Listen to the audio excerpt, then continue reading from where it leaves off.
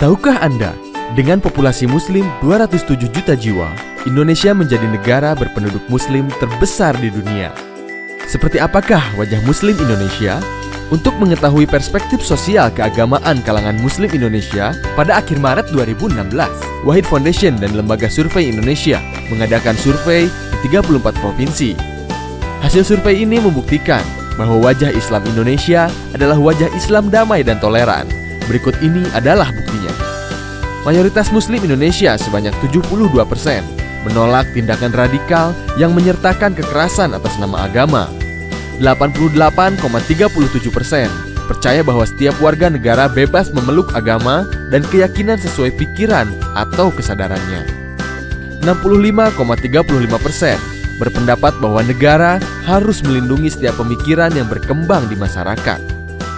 Dan lebih jauh lagi, dukungan kalangan Muslim Indonesia terhadap Pancasila dan nilai demokrasi ternyata luar biasa tinggi. 82,3% menyatakan bahwa Pancasila dan UUD 1945 amat sesuai bagi Indonesia. 67,3% menyatakan mendukung nilai demokrasi. Tapi, apakah Anda juga tahu bahwa Indonesia menghadapi tantangan yang serius, yaitu menguatnya potensi intoleransi sosial keagamaan? Jika dibiarkan, potensi ini dapat berujung pada aksi radikalisme atas nama agama. Proyeksi statistik survei ini memperkirakan ada sekitar 600.000 jiwa pernah melakukan aksi radikalisme atas nama agama. Sekitar 11 juta jiwa berpotensi untuk melakukannya bila ada kesempatan. Hampir menyamai jumlah penduduk Jakarta dan Bali. Aksi radikalisme ini mencakup pemberian dukungan dana atau materi kepada organisasi radikal, sampai dengan melakukan penyerangan terhadap rumah ibadah pemeluk agama lain. Ingat, ini angka potensial hasil proyeksi, bukan angka aktual. Ada 3 hal yang berpengaruh signifikan atas potensi ini. 1. Pemahaman literalis atas konsep jihad yang dianggap harus menggunakan kekerasan. 2. Materi ceramah yang berisikan permusuhan dan kebencian.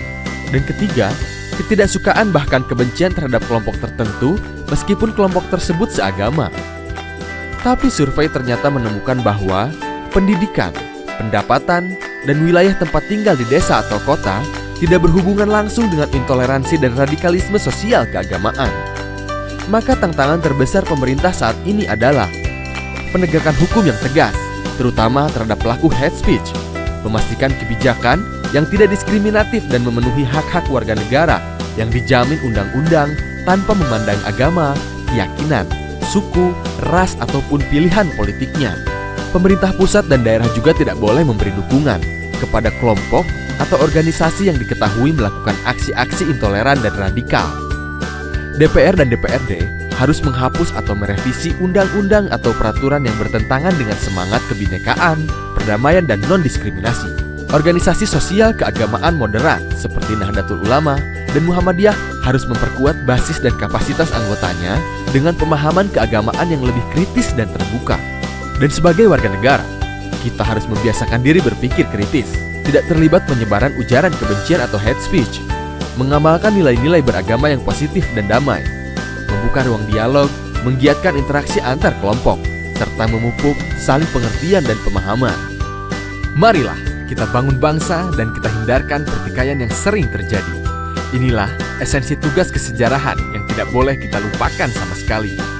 Karena Indonesia bukanlah milik sesuatu golongan, sesuatu agama, sesuatu suku, pun golongan adat istiadat tertentu, tapi milik kita semua dari Sabang sampai Merauke.